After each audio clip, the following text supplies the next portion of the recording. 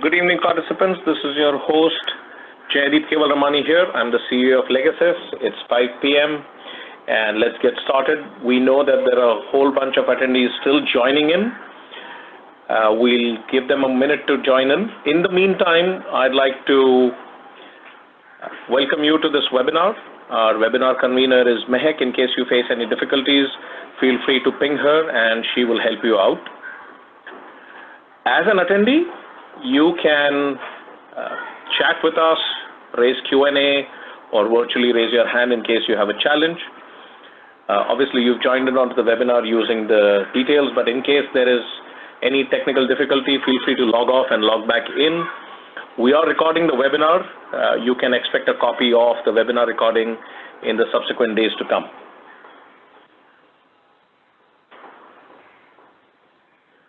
So welcome to the COVID-19 Legal Implications webinar. We've got two experts with us today. Suhas Tuljapurkar, the founder director of Legasis Services and the managing partner for Legasis Partners, and Apoorv Sardeshmukh, partner at Legasis Partners. These are interesting times, and there is a lot of new development that is happening literally on an hour basis. We must say we are living in unprecedented times. So we look forward to hearing the expert opinion on this. We know you have a lot of questions. Feel free to raise them on the Q&A panel. We will take them towards the end of the session. I want to take a minute to talk about Legasis. We are a 14-year-old company, leaders in the legal solution space. We offer a suite of 18 different products with a deep focus on compliance and risk, ethics, intellectual property, contracts, and litigation management.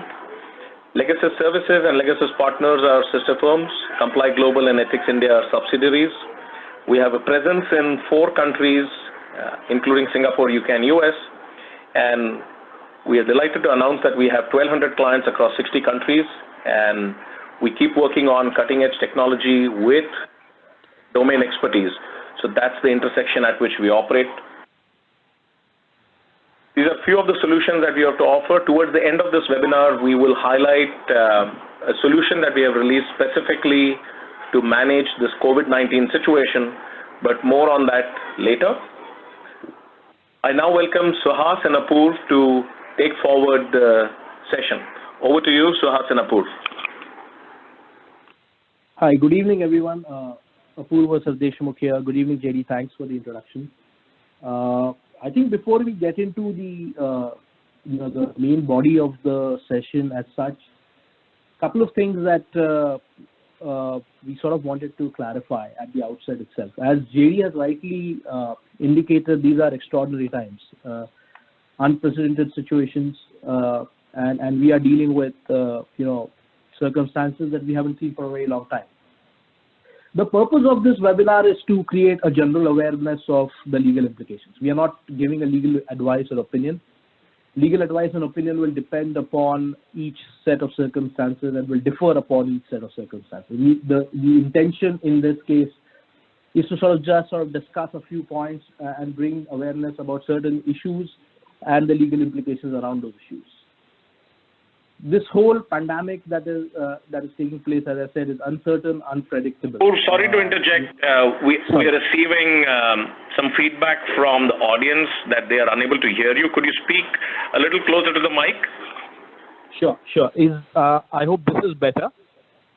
Just to summarize, what I said was that these are unprecedented circumstances. And the whole intention of this webinar is not to provide specific legal opinions or advice. We are just trying to create awareness and discuss a few legal implications. The situation currently is uncertain, dynamic, ever-changing. I think all of us are looking forward, to the address that the Honorable Prime Minister is going to give to the nation today around 8 o'clock, 8 p.m. Indian Standard Time. I think subsequent to that, the situation might change even more. Keeping all these aspects in mind, we are trying to sort of create a eagle view approach and deal with some specific legal issues. Another sort of qualification or caveat that I'd like to give, that in the spirit of the things, all of us are conducting this webinar from our respective homes. There might be some technological challenges. We have actually worked over the last couple of days to ensure that there are none. But if there are some technological challenges, I think at the beginning, JD has to provide details where all of us can be reached in case there are some technical challenges. But please bear with us in case there is a delay, there is a lag, or there is some issue in terms of the webinar. Having said that, I would now request and introduce Suhas and ask Suhas to take over from here. Good evening, Suhas. Good evening, Apurva. Thank you. Thank you very much. As lawyers, I think there are a couple of caveats that we have put in here, just to say that this does not amount to any legal advice or opinion. Secondly, we could try and take eagle's view approach to the entire webinar, which is to say that we will do a deep dive on couple of critical issues, couple of ancillary issues, and that's the manner in which we will progress. Just moving forward, I think very clearly, can you move to the next slide, please?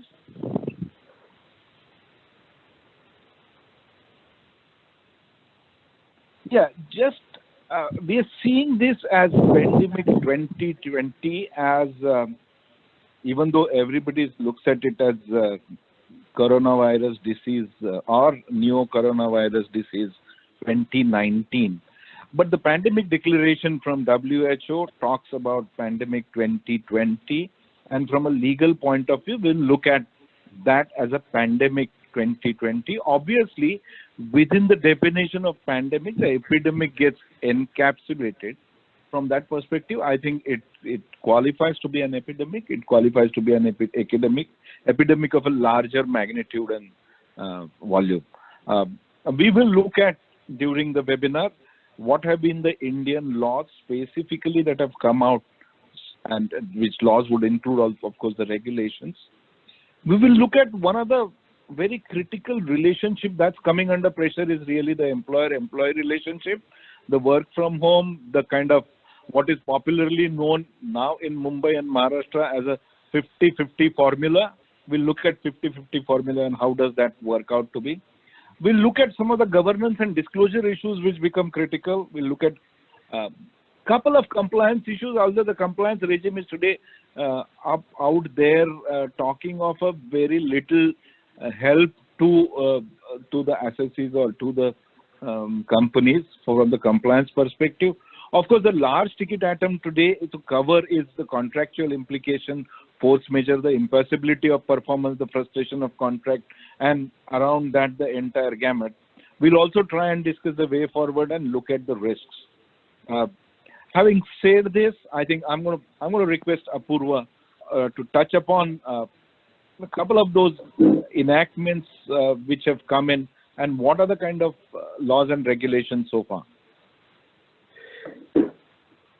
Yeah, thank you, Suhas. I hope I'm audible in right now. JD, can you move to the next slide, please?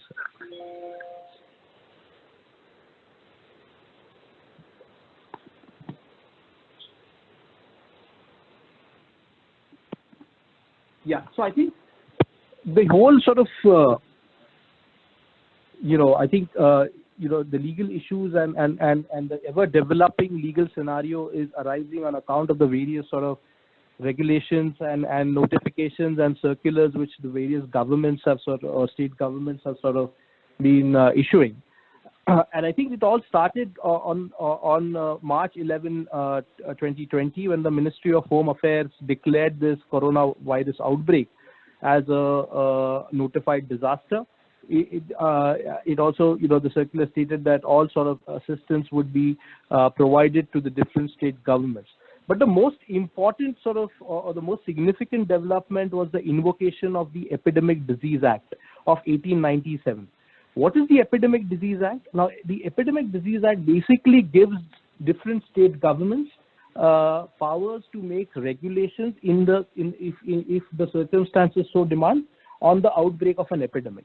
And we will see as we move forward that virtually every state in the country has now invoked this Epidemic Disease Act. It provides the state government to adopt measures of inspection of vehicles or ships or which are leaving or arriving the state. It allows them to notify certain areas as protected areas. It allows them to set up hospitals and issue orders to individuals, making them responsible for certain actions. So the Epidemic Disease Act, has now been invoked in most of the states. Also, a couple of important circulars. The Disaster Management Act in 2005 has also now been invoked, and it gives the health advisories issued by the governments, the state governments, legitimacy. It's been implemented in Maharashtra as well. There are certain provisions from the Department of Telegraph, DOT, the Department of Telegraph as well, which is allowing certain entities like the SEZs and the STPIs to allow its workers or employees to work from home. So these are some of the measures that have been been implemented. If we can move on to the next slide as well, so I can.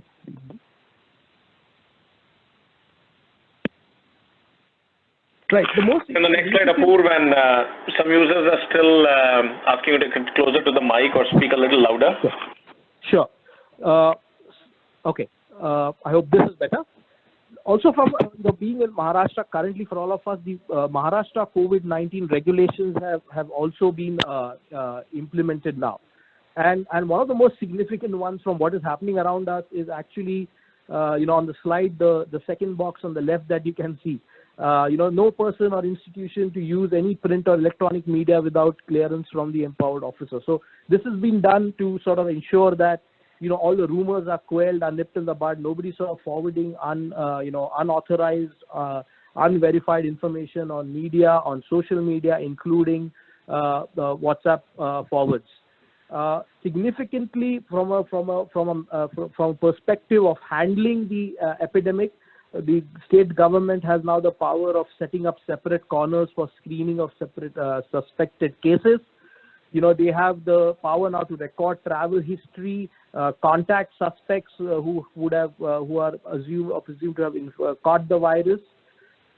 Also, importantly, only authorized laboratories are allowed to collect samples. Till about 2 days back, it was not allowed for private labs. I think there is now a movement to allow certain categories of private labs with certain sort of qualifications to do the testing. There are certain empowered officers of the health services who are now given powers to conduct investigations to check whether certain people have contacted the virus. There are, of course, containment measures that have been implemented. Yesterday in Pune, for instance, restaurants and other public meeting places were sort of asked to shut down till March 31st. Today there is yesterday there was a circular issued which prohibited social gatherings. In Mumbai, the Mumbai Municipal Corporation has issued circulars, ensuring that only 50% of the workplace employees are present in the employer premises. So these are all the powers that are flowing from the Maharashtra COVID-19 regulations. Of course, these regulations have come into effect because the state of Maharashtra invoked the Epidemic Act, as mentioned in the previous slide, and hence, because they invoked the Epidemic Act of 1897, they now have the power to issue these regulations. Next slide, please.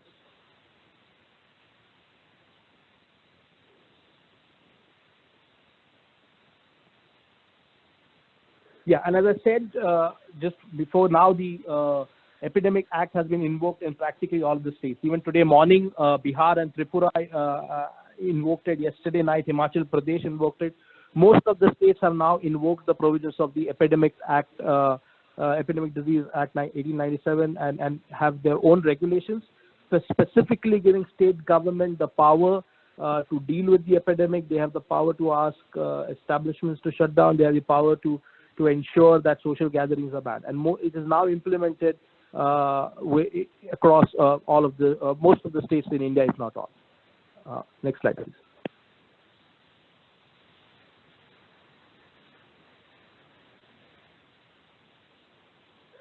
Certain other notifications. I think when unfortunately when this epidemic broke out, there was a a beeline to have to buy masks and hand sanitizers.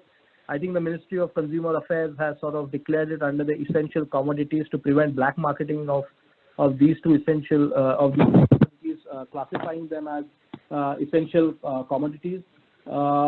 Entities which are involved in trade and business of these commodities are now required to submit reports. The Director General of Foreign Trade has sort of set up units to assist entities and units who are impacted by this regulation. But the most important one is the leaflet at the bottom of the screen on the left, which was issued by the government of Karnataka. And going forward, Suhas, and we will touch upon this. But what the government of Karnataka has said is that 28 days of paid sick leave has to be provided to employees who are infected by COVID-19, and if they are covered under the ESI Act, the declaration from the ESI hospital has to be given to the employers. The others, for instance, the Ministry of Shipping has now provided regulations to ensure there are thermal screening points at major ports of India. But these are some of the notifications that have come in, which as a result of this epidemic coming in. Next slide, please.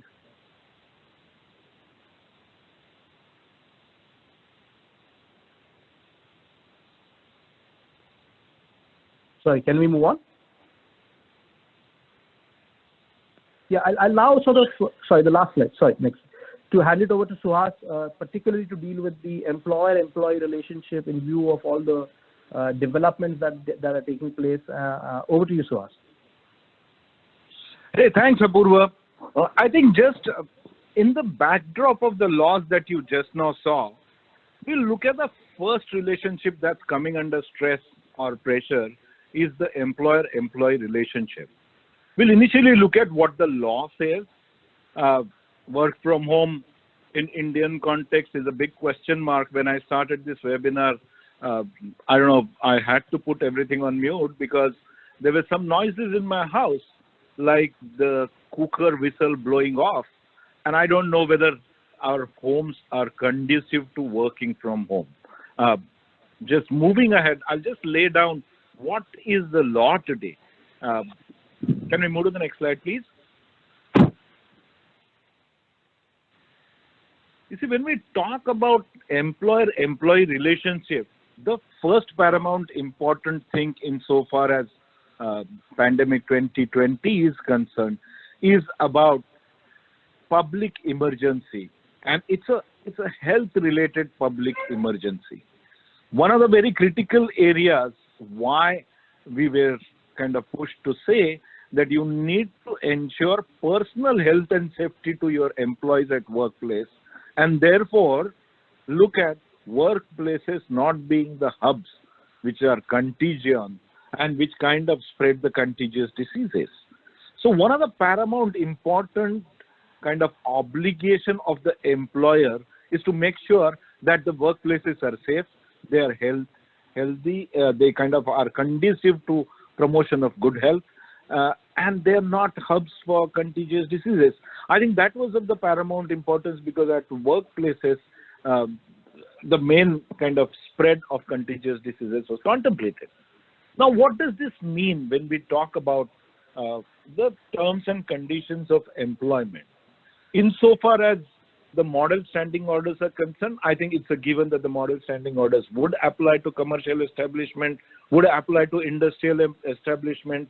State by state, I think there have been some deviations which have been ordained by the states to change, but the fundamental industrial standing orders would apply, and in most of the cases that we have seen, model standing orders apply. Model standing orders within itself has a provision which says, in the event of epidemic, we can stop a section or sections of establishment, wholly or partially, for any period of time, and that too without notice. So actually the employer's right to suspend the operations, or as the law puts it, stop any section or sections of establishment, wholly or partly, can be invoked by the employer at any point in time. The question comes as to what is the compensation payable. Now, although the managerial cadre or non-bargainable cadre of the employees would not get covered by the model standing orders, but the logic and the fundamentals of the model standing orders would get extended to all the contracts of employment, and we'll come to that nexus subsequently. And if there is any specific query, I can kind of address that. You see, therefore, what happens under the model standing orders is you can actually stop work. The stoppage has to be compensated by payment of wages only, and no other compensation is payable. Now, if this period is considered as a laid-off period, and if it is considered as a short-term laid-off period, then this is considered as a compulsory leave, paid or unpaid, depending on whether you had to your credit paid leaves are available or not available. If it is considered as a long-term period for laid off, and if it is considered as a long-term laid off period, obviously there will be termination of service and payment in lieu of notice period will have to be given. Now, we do not know today as to how long this event will qualify to be will qualify for unsafe workplace event, will qualify to be a public health emergency situation. We have no guidance today on this count. We have no amendments to the labor laws at this point in time.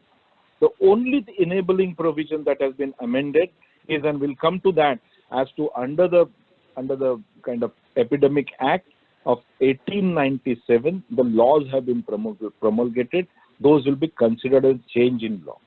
One of the very critical factors under the employer-employee relationship on model standing orders is that the model standing orders do not operate in derogation of any other law. So they will have to be read together with all the laws relating to the Epidemic Act and relating to all the new regulations that are coming up, specifically for the pandemic 2020.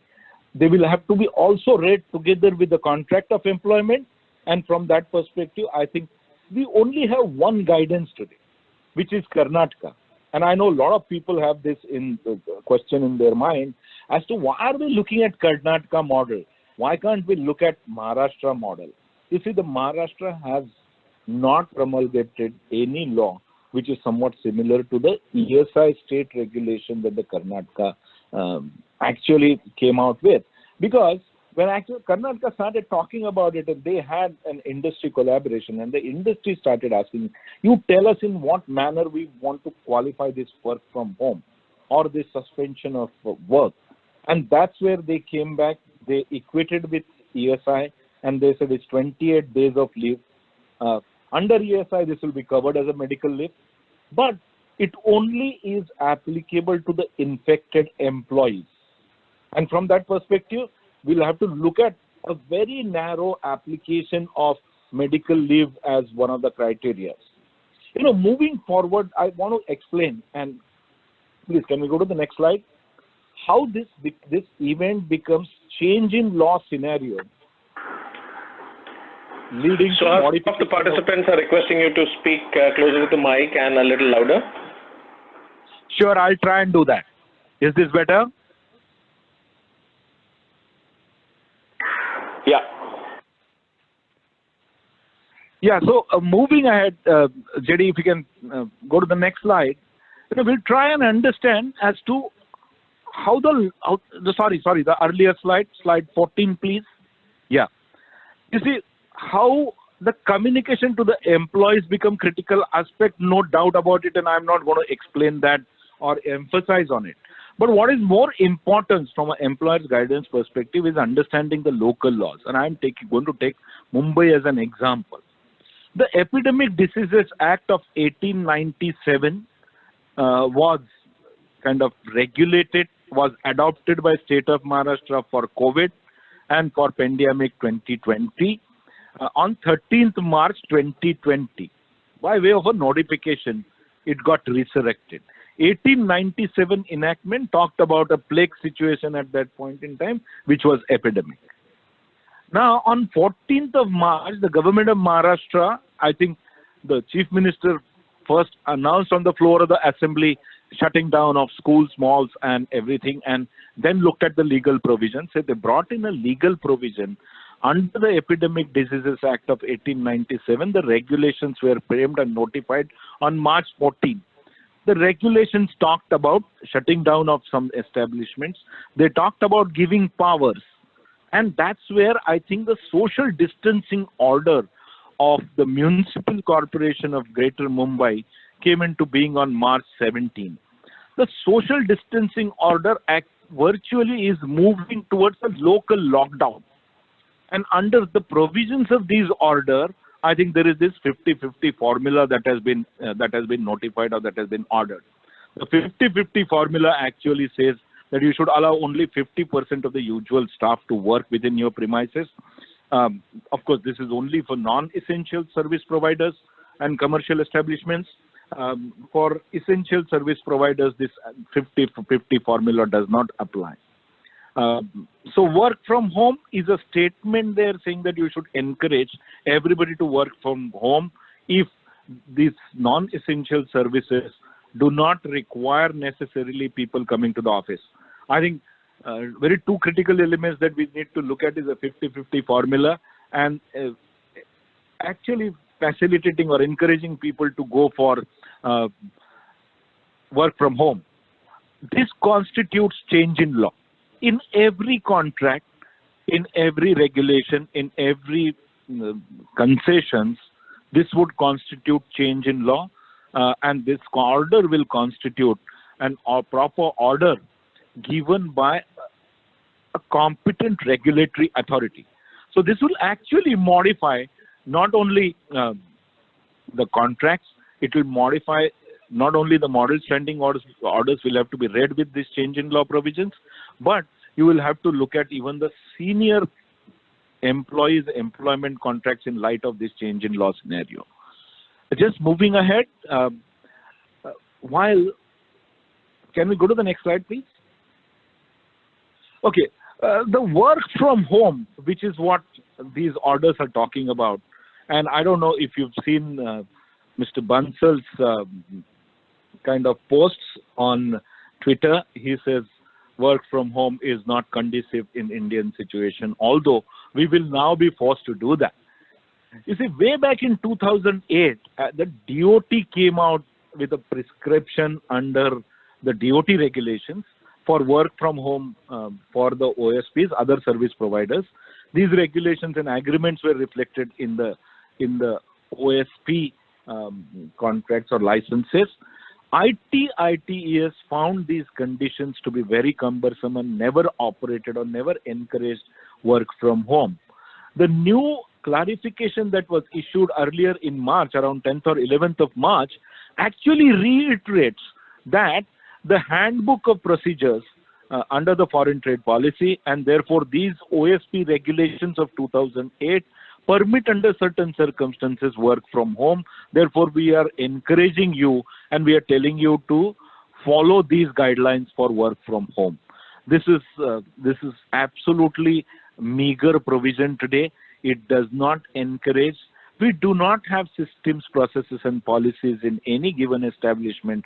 Some of the ITES may have work from home systems, policies, and procedures, but the regulatory atmosphere is not very right. Neither is our infrastructure adequate today. Although most of the companies are trying to implement work from home from the business continuity process perspective and not otherwise. So actually, if this event prolongs or pandemic emergency prolongs, there is a need to come out with new legislation, new regulation permitting work from home. Otherwise, the work product will not remain confidential. If I were to speak at law or product of legal convenience, if I were to look at anything else, the confidentiality would get lost. The wires that are crossing today, the internets that are not authorized will all carry confidential work-related information and work product, which could be very dangerous for attracting any global work. That is to say the least. Therefore, I think work from home needs a lot of consideration before we implement it, before we actually look at if this event prolongs, what do you do? Can we move to the next slide, please? Okay. Okay, a couple of issues on governance and disclosure. Not that there are too many issues which are surfacing at this point in time, but we will kind of touch upon the two critical elements of it. Can you go to the next, please? 16, 17.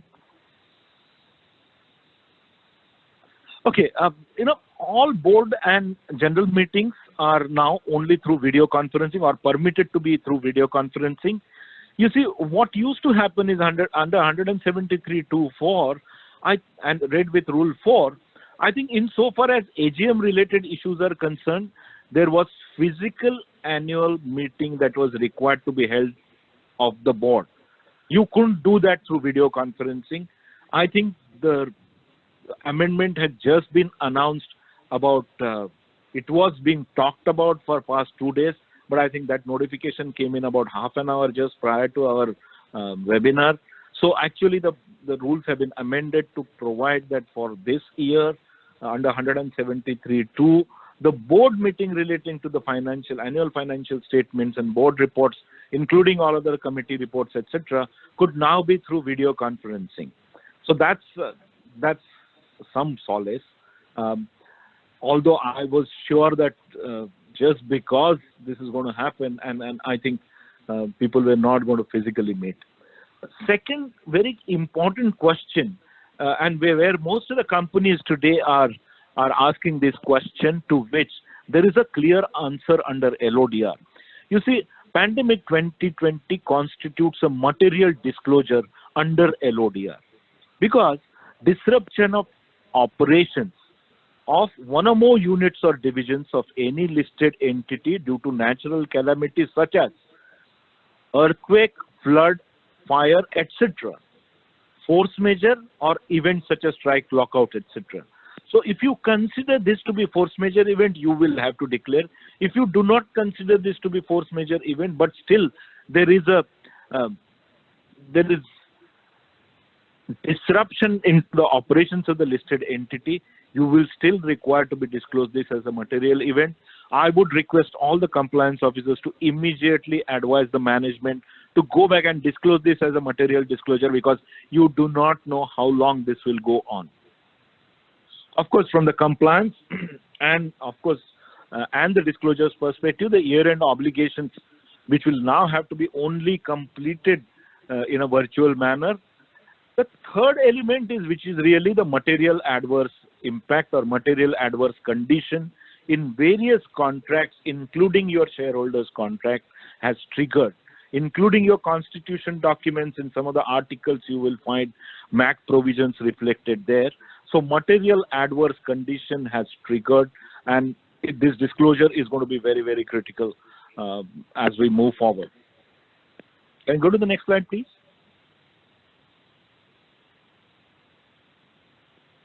Okay, from a compliance perspective, moving ahead, let's move. We are not seeing too much of traction on the compliance yet. Although there are critical areas of concern such as GST still remains. What is required, and we've seen some of the Employee State Insurance Act and the state legislations have come out with clarifications on the compliances. We have seen Companies Act trying to talk about some of the leniency provisions and compliances being whittled down. Of course, foreign trade and aviation and immigration laws have reduced the thresholds insofar as compliances are concerned. Having said that, there is a lot to be done in this area. What is required and what we should really push is actually an omnibus leniency provision coming out of some law, which will actually give a leniency on compliances, because we are going to see a lot of stress on compliance. Whether it is come first week of April, you will have to file your water cess. If the bill, you're not going to get the bill, you're not going to raise the, you will have no ability to file the return. And from there onwards, I think March-related compliances are definitely going to come under stress. The force majeure event does not really take you out from compliance obligation, but it's very important that we all need to push the government back to understand or to kind of facilitate a leniency provision, an omnibus leniency provision that needs to come in the compliance regime. Can we proceed further, please?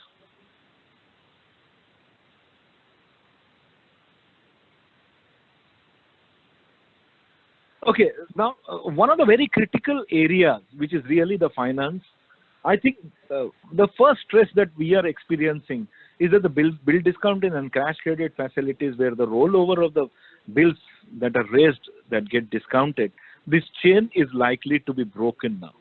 If this chain is broken, I think we are looking at standard measures of NPA being invoked either at zero level or first level, and that's the first trigger that will happen.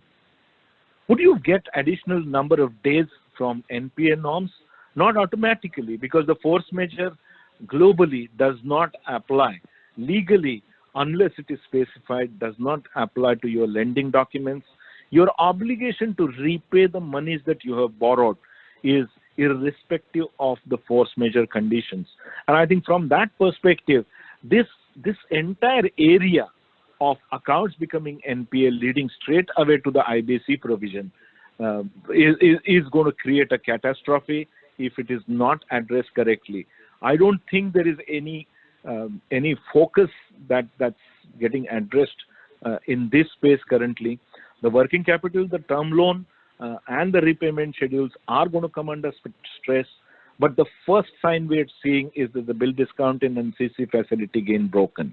Of course, impossibility, frustration, force measure, none of it is going to come to your aid when it comes to your obligation to repay debts. This is a huge area, and we haven't seen any clarification coming from anywhere. Maybe when the Prime Minister talks to the nation at 8 p.m. today, he might come with some SOPs, some tax, some fiscal benefits, and we will await that this evening. Can we move ahead, please?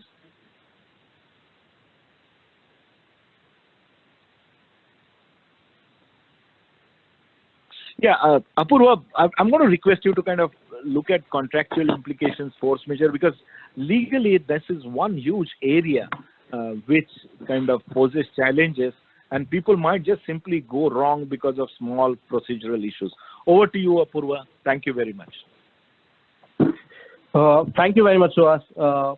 Yeah, I think you're absolutely right. I think one of the areas that has been discussed a lot, that has been debated, is what is happening to the status of the contracts in view of the various restrictions that have been imposed due to the outbreak of this epidemic. A lot of supply chain disruption has taken place. That is the reason why performances under many contracts have been delayed. Performances have been interrupted or cancelled. Many parties to contracts are seeking delays or finding it difficult to perform their obligations under contracts, and hence critically it becomes very important to understand the implications of the various restrictions, to whether we consider this as what is typically used term called as force measure. Translated means an act of God. Can we move to the next slide, please?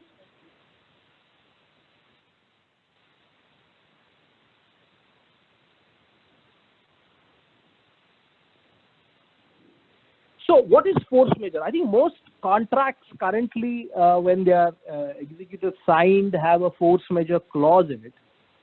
Very often people actually, it's what we lawyers call as a boilerplate clause. It's a standard clause that is present in a lot of agreements. And hence it is not really discussed and debated as much as some of the other clauses. To put it simply, force measure basically is an event or effect that cannot be anticipated, and more importantly, that cannot be controlled by any of the parties. Typically in clauses, in contracts, a force measure clause defines the circumstances that are beyond the control of the parties, and because of which performance of obligations under that contract may not be possible. Now, it is interesting here to understand, that force measure is looked upon differently in different countries, different jurisdictions. Typically, what we call as common law countries, that is, India is a common law country, the United States of America is a common law country, where emphasis is given to judicial precedent, to sort of what has happened in the past. The force measure clause is not a part of any law as such, and it needs to be a part of the agreement for it to have an impact on both the parties. In what we call a civil law countries, and most of the countries in the Middle East, for instance, follow civil law. France is another civil law country. There are actually codified legal provisions which sort of take into account on what happens in case of an event beyond the control of parties takes place. So in that case, if this clause is not a part of that agreement, you can still rely on the codified legal provision to sort of protect your rights. Under Indian law, there are two sort of provisions under the Indian Contract Act, which sort of deals with situations arising out of this. That is Section 56, which basically deals with frustration, which provides that an agreement which deals with an act of which is considered to be impossible to perform will be considered as void. And Section 32, which deals with contingent conditions, contingent contracts, agreements which rely on happening of a particular event. If that event does not take place, then that agreement can also be void. However, it is important to understand, under Indian law particularly, whether a force majeure clause is triggered, whether the party is invoking it, will depend upon the language of that clause in an agreement. It depends on the clause and whether the clause includes the specific circumstances based on which you are trying to seek protection and trying to claim that obligations cannot be performed. Can we move on to the next slide, please?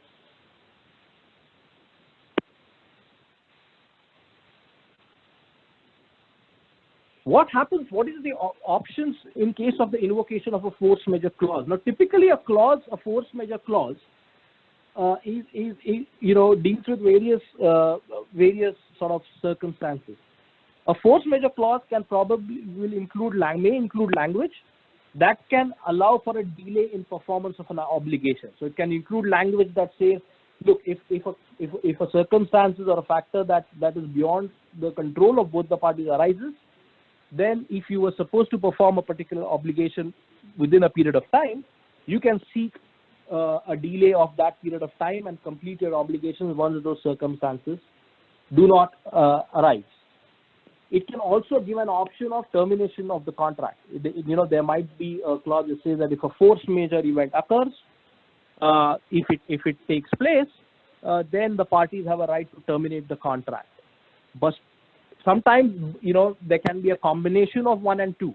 You may have a provision which says that, look, we'll first try and delay the performance of the obligations over a period of time. And if after the delay as well, it seems impossible to perform the contract, then you may actually terminate the contract.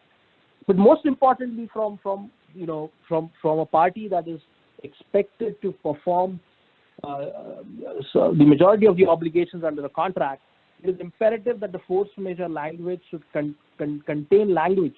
The force majeure clause should contain language that protects such party from liabilities in case an event like the one that we are currently dealing with arises. Let's say you're expected to perform your obligations or supply your products within a period of time, and for some reason you are not, or due to reasons of force majeure, you are not allowed or expected, to complete that obligations. You need to have clear language in the force majeure clause, and certain force majeure clauses have that language which protects you from liability. We are seeing some interesting, developments in view of the current situation. Just a couple of days back, I was a part of a negotiation where one party wanted to specifically include language that COVID-19 and the circumstances and factors arising of it will be considered as a force majeure. Now that is fine, but then you are actually, a valid point which the other party had was you're actually entering into a contract based on existing circumstances, which might give you the right to delay or terminate the contract the next day after the contract has been signed. These are existing circumstances. If you are aware of the circumstances and if you are aware of the fact that these circumstances are going to impact your ability to perform your obligations, will it still be considered as force majeure? Because typically a force majeure is an event that is beyond the control and unknown. So these are some of the challenges and situations that lawyers are facing nowadays in terms of drafting the force majeure clause. It is imperative that that language is very clear and is protecting the parties from obligation. For instance, Can we move on the next slide, please? Sorry.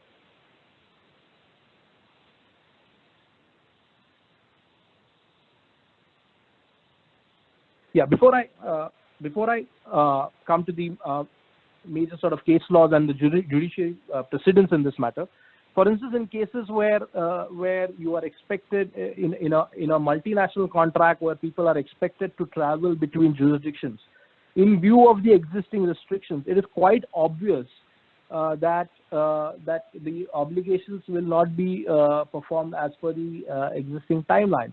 In a scenario such as this, it becomes absolutely important to have a well-defined and well-drafted force majeure clause. So, but just sort of coming back and taking a step back in terms of how the Indian courts have looked upon the force majeure clause. Last year itself, there was a very, very important judgment in the case between Energy Watchdog versus CERC, where the Supreme Court sort of laid down some very important and clear principles governing a force majeure clause. And we sort of highlighted parts of it in the 4 boxes that you can see on the slides. In so far as the force majeure, it is a rule of positive law, but, although it talks about impossible, it deals with the positive law part where a party is unable to perform the obligations of a contract. It was held that the word impossible, should be seen in the sense of physical or literal impossibility. So for instance, due to government restrictions, if some people cannot land in India and perform their obligations, or some people cannot go from India to another jurisdiction, it is literally impossible for the obligations to be performed. So what is critical is to be taken into all the factors regarding a particular obligation need to be taken into consideration, and then looked into whether the obligation can be performed or not.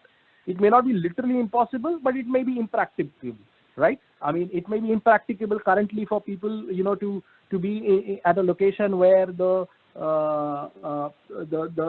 threat of contracting this infection is high.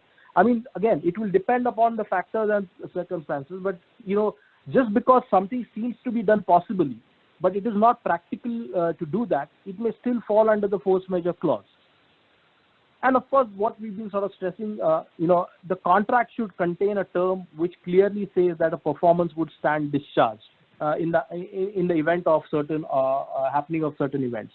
These were sort of the broad principles laid down in the Energy Watchdog case. Can we go to the next slide, please?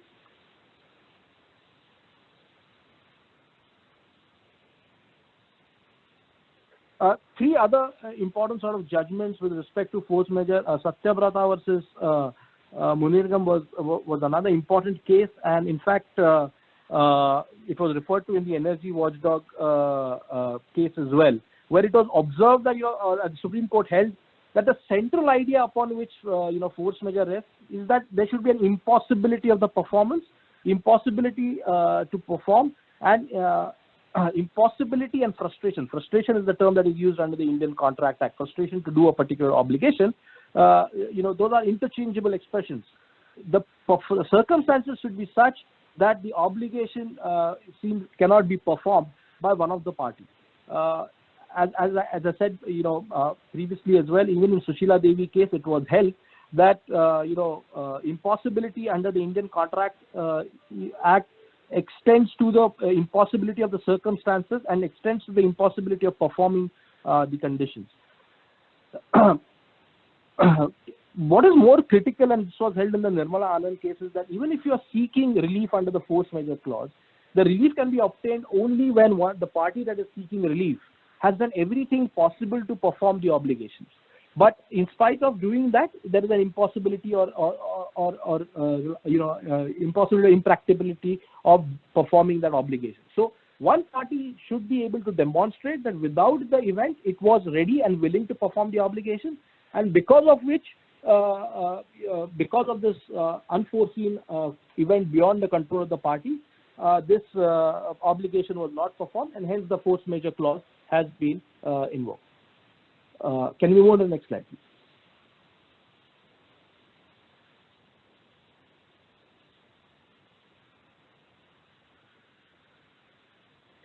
The issue then arises whether there's been a regulatory sort of clarification in terms of what constitutes a force majeure. Just to give you an example of the China Council for Promotion of International Trade, they have actually, the outbreak sort of broke out in China in December.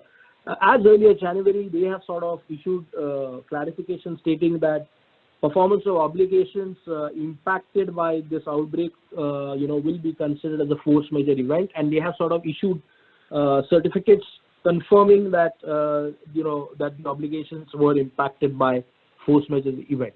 In India, we have not come across any such any body issuing such certificates. What we've come across is one circular that was issued by the Ministry of Finance, and this was mainly related to the manual of procurement goods. But the language here is very important. What this circular says is that the COVID-19 outbreak could be covered under force majeure clause. So basically, it says it could be, and I think it has sort of taken this language from the provisions of the Contract Act, which says that it will then depend upon circumstances and factors around each case.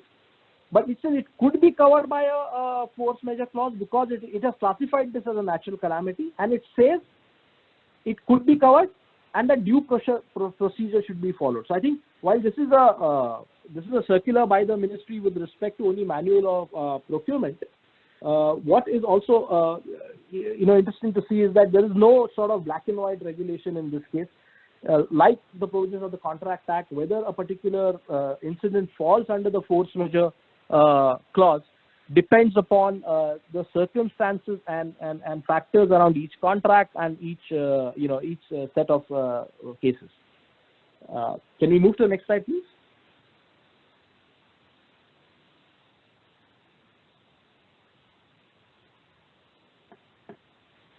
So basically, then it's imperative for any party who is likely to be impacted or who thinks that will be impacted by this to check their contractual obligations. And the first step, whether you can perform your obligations under a particular contract, and if you cannot, whether you are liable or not liable.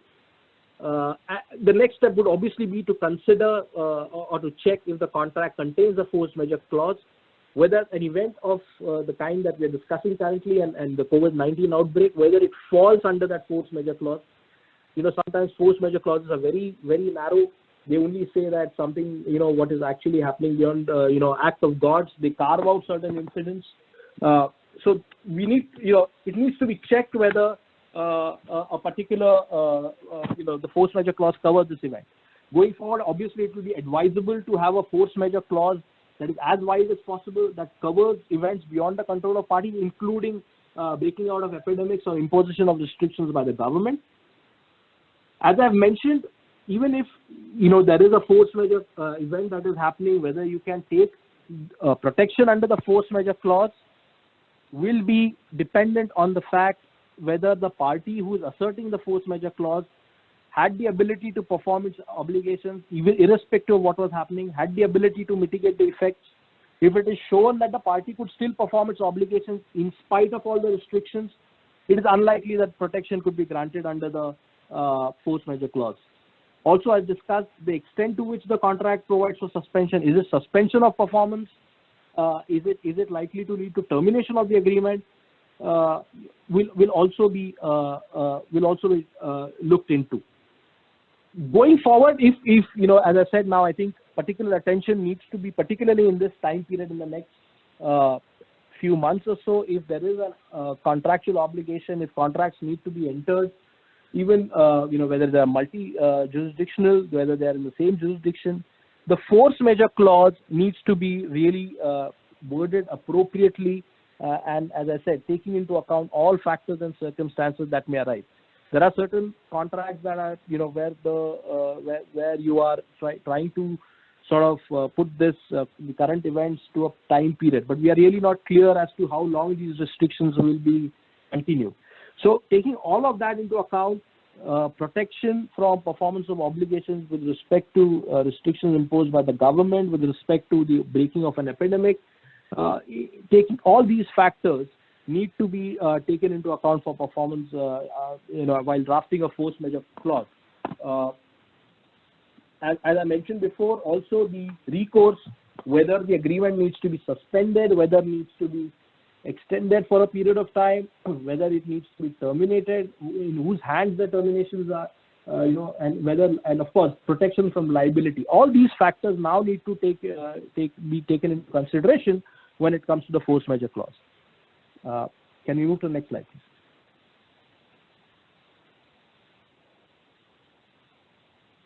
Just one quickly, I think one of the other challenge that is facing is the data protection challenge, and I think it primarily arises also in terms that because of the contracts, perhaps not being performed as per the language of the contract and as per the other challenges, information may be sort of transferred from one entity to another. Very critical to understand that the GDPR, as well as the existing Indian Information Technology Act, has restrictions in terms of transferring travel and health data. You need to have certain compliances, like for instance, if you're transferring health data of an individual to another entity, you need to seek consent of that individual. Even collection and analysis of medical health, even COVID-related data is subject to certain compliances, including consent. And collection of personal data, again, consent in a manner required for a particular purpose, and as provided under the IT Act or GDPR or whichever privacy data regulations that are governing a particular jurisdiction, that needs to be taken into account. And that also, just to sort of take a cue from what Suhas has spoken, in terms of work from home, if there's client personal data that is being sort of transferred to individual laptops, individual systems of employees, then compliances under the specific data privacy regulations will have to be looked into. Can we move on?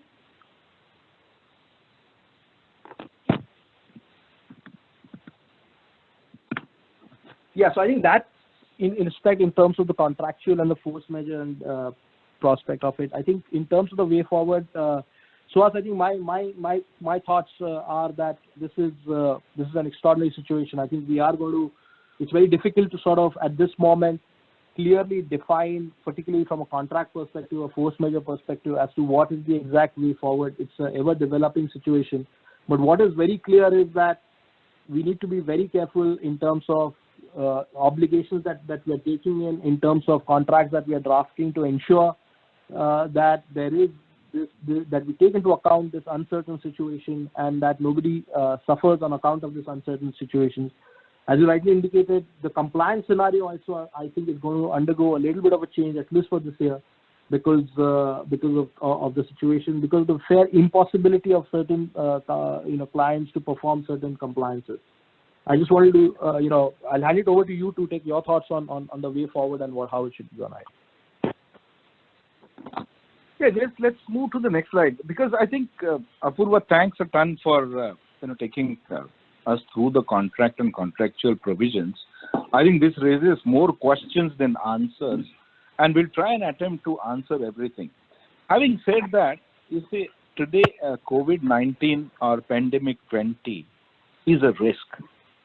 And how do you look at, and even assuming for a moment that we take a cover and shelter under force majeure, or there is somewhere in the insurance policy an indemnity insurance provision, but still, as a prudent non-insurer, I think every company will have to demonstrate what is the risk mitigation measure that it has undertaken, and that obligation and that onus would be on every company, irrespective of somebody trying to file a claim against the government because of the force majeure event, its inability to perform. What happened in the matter which was against CARC in the Supreme Court was actually a true-up mechanism with respect to force majeure claims made by Adani's, Tata's and all other power companies, which reflected, and the matter went back and forth and got eventually settled in the Supreme Court as to whether your impossibility to procure coal locally amounts to a force majeure. And then the further complication came in. It may amount to a commercially inconvenient proposal, but you procure, let's say, coal from Indonesia, and Indonesian regulations then increase the price of the Indonesian coal because of the local levies there, does that amount to a force majeure? Does that amount to change in law? Does it give rise to your compensation? While there is a requirement or there is a need to look at this situation and protect somebody from force majeure perspective, I think more importantly, to protect the rights, to protect the assets, and to protect today's position, insofar as your contractual obligations are concerned, your statutory rights are concerned, I think it's very important to assess risks that will get looked at and risk mitigation measures that the company is putting across. I think that becomes the most critical element, because even for raising a claim or even for taking a defense, you still have to prove yourself that you acted prudently, you acted in good faith, you took all those mitigation measures in good faith that were required to be taken, and then probably you have a right to claim the force majeure. From that perspective, I think thanks to Jaideep Kevalramani and his team, we have come out with a very robust do-it-yourself risk management tool that one can use very easily. At this stage, our request to all our clients is, don't look at this as a commercial enterprise from our side. Pay as you wish. If you do not want to pay, don't pay. The entire fees that we will receive towards this risk management will go towards coronavirus patients, their relatives, and only for not-for-profit and public good. So my request to you is, please look at this tool. And Jaideep, do you want to add anything here?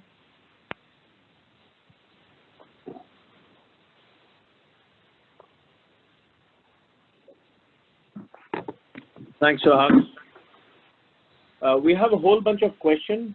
Before we get to that, I'd like to take a minute, and Suhas, no one better than you to talk about risk.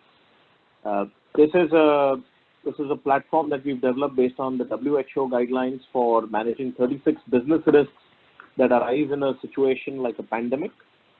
You can manage your risks and also look at the heat map that will give you a clear view of this.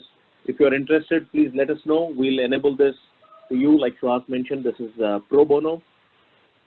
Just drop us a line on connect@legasis.in. I repeat, connect@legasis.in, and we'll be able to help you. Moving forward, I'm going to request Suhas and Apoor to take questions, because we have 27 open questions. I saw that Suhas has already answered 9 of them on the Q&A module. But if you can prioritize some of them, then we can move forward. There is a lot of question about how the employer-employee relationship, leaves, and all of that will work during this situation.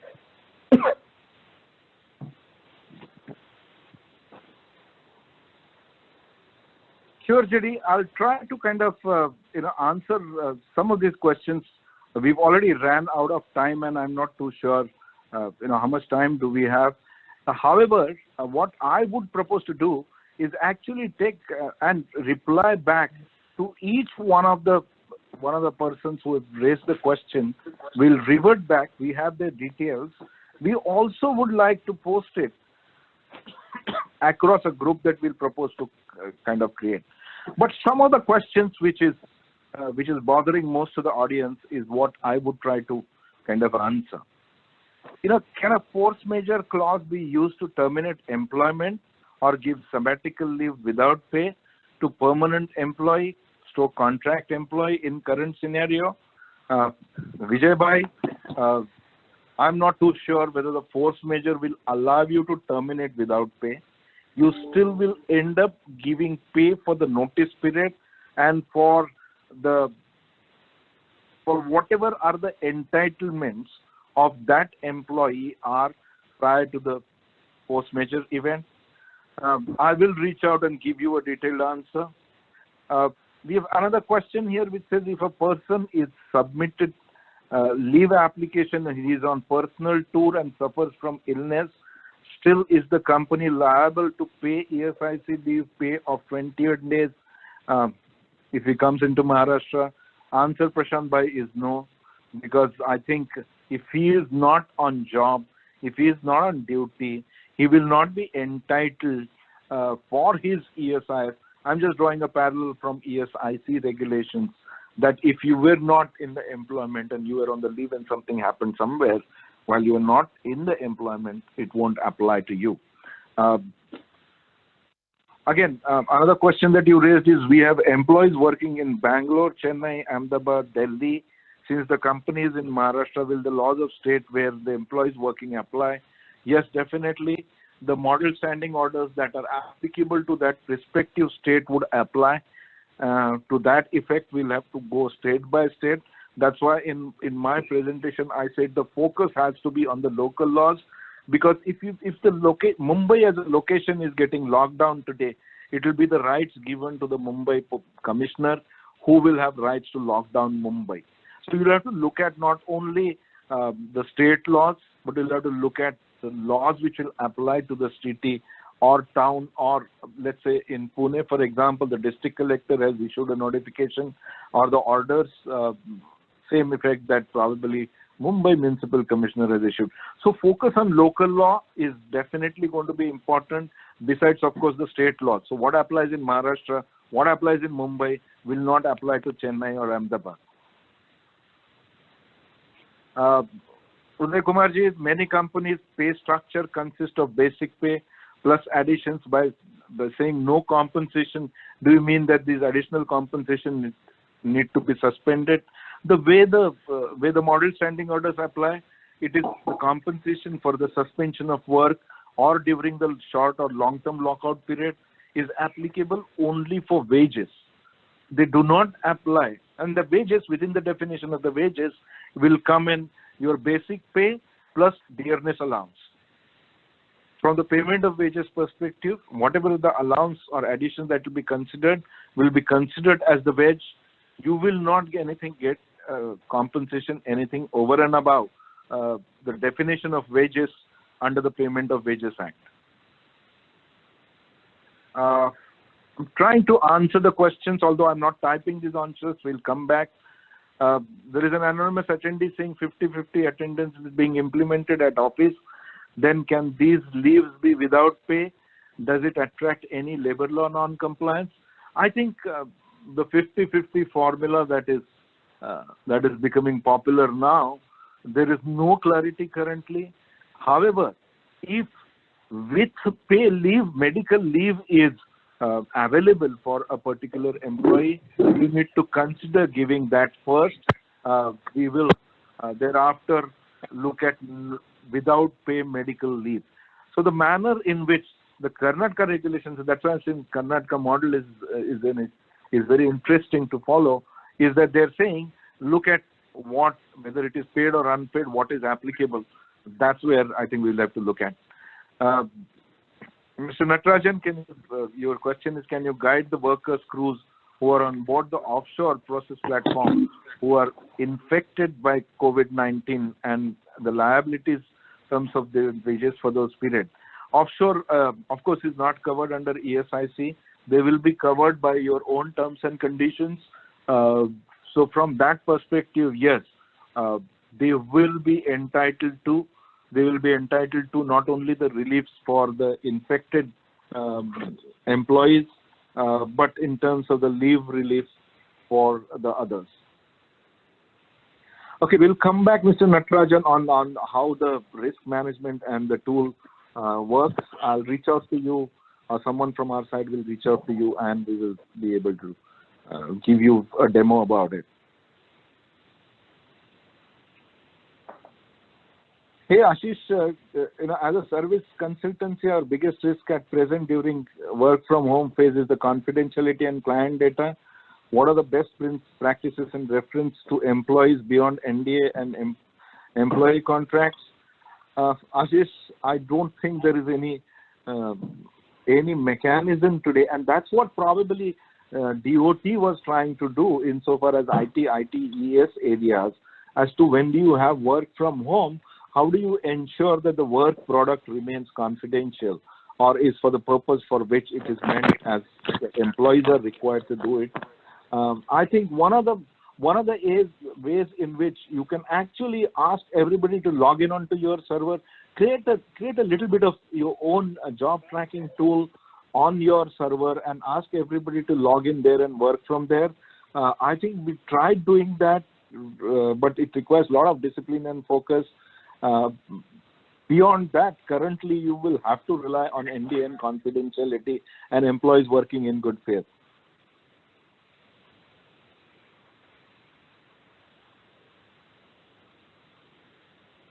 Mr. Sardeshmukh, I think District Collector Pune yesterday issued orders banning assembly of more than 5% at public places, private open places, etc. Specifically for IT companies, there are advisors from collector to encourage people to work from home. It applies to private offices also. Does it apply to manufacturing facilities and offices at manufacturing sites? The order says Section 144 is not applicable, but under orders, penal provisions would be initiated. Yeah, there are 3 or 4 questions here. Sir, I'll try to address them. I'm saying, yes, what is promulgated today by District Collector Pune comes by virtue of his powers under the Epidemic Act of 1897 and the COVID regulations of 2020. So he has powers to issue them, and therefore he can issue it. He can issue it to any premises, whether it is public or private. He can issue it to any private premises, whether it is factory or commercial office. You know, they are pushing IT companies because IT companies basically, in government's view, fall under the non-essential services category, and therefore they are trying to push to say that you work from home. There is a line there in those orders and in the regulation to say that the employer should encourage the employees to work from home, and this is what they're trying to push across. Although under the Disaster Act, the Epidemic Disaster Act of 1897, regulations of 2020, they have said that non-adherence to the directions by a public officer would amount to a criminal offense under IPC, which is predominantly Section 188 offense, which means disobedience of orders given by public servant. That's different from Section 144. I think they were required to issue Section 144 predominantly because I think the malls, theaters, and everybody, they wanted to ensure that they are shut. I've tried to answer on all 3 points. Sorry, Apurva here.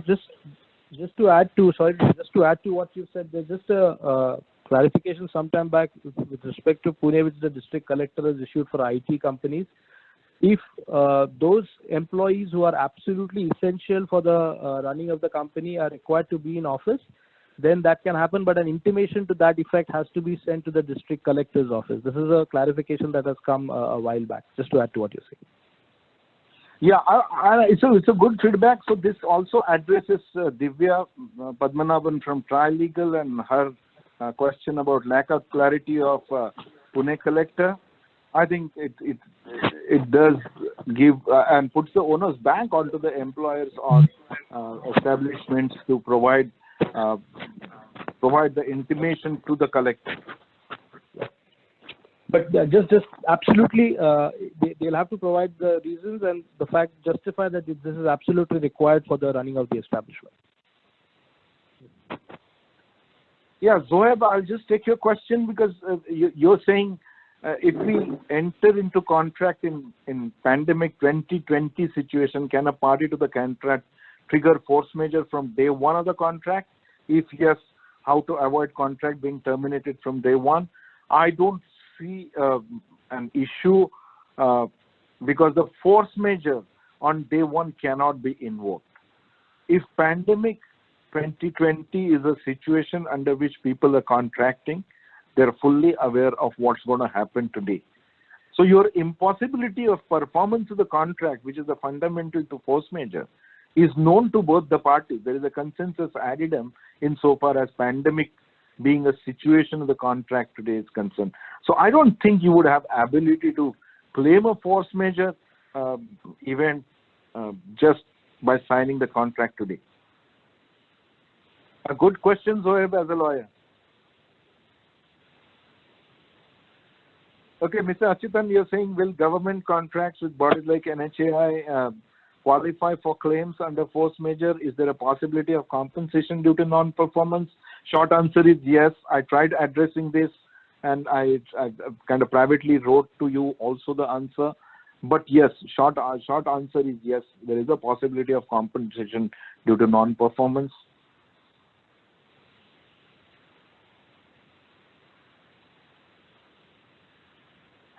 There is a question which is important. It says that can FM clause be invoked even if it does not cover terms like epidemic diseases, etc.? Apurva, do you want to take that? Yeah, I think there are two questions to that effect. I think someone has posted a question that what happens if the FM clause is not included in the contract, and the question that Suhas said that can be invoked. Again, I mean, at the risk of sounding repetitive, it will depend upon the language of that clause, how wide it is. There are force majeure clauses which basically are very wide and say anything that is unforeseen and beyond the control of the parties will fall under this ambit. In that scenario, it can be invoked. If it is a very narrow clause which actually lists down certain specific events as force majeure and does not, then it will be difficult to sort of include the situation under the force majeure clause. So it will depend upon the language of the clause. And to answer the question that if the force majeure clause is not included in the contract, then we are dealing with a slightly difficult situation. We will have to take recourse of the Indian Contract Act in terms of frustration and impossibility. But the fact that it's not a part of the agreement will be a sort of a roadblock to that effect, and it will be difficult to sort of then take protection under that.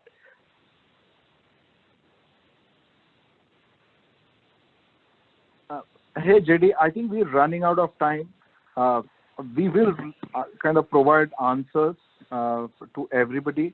We'll also try and circulate the general questions and answer as a Q&A document to everybody. I'm sure we're going to repeat this with some of the additions in about a week's time. We'll be forced to repeat it. I would kind of personally, profusely thank each one of them who's attended this webinar, actively participated in it. You'll permit us to reach out to you and answer the questions. JD, over to you.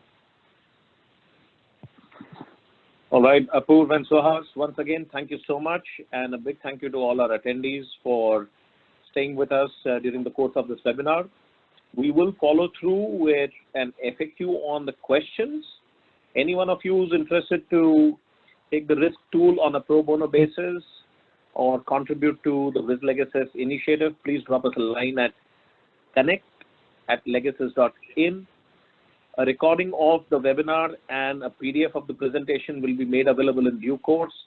Our convener, Mehak, will take care of this. Once again, thank you everyone and have a nice evening. Stay safe.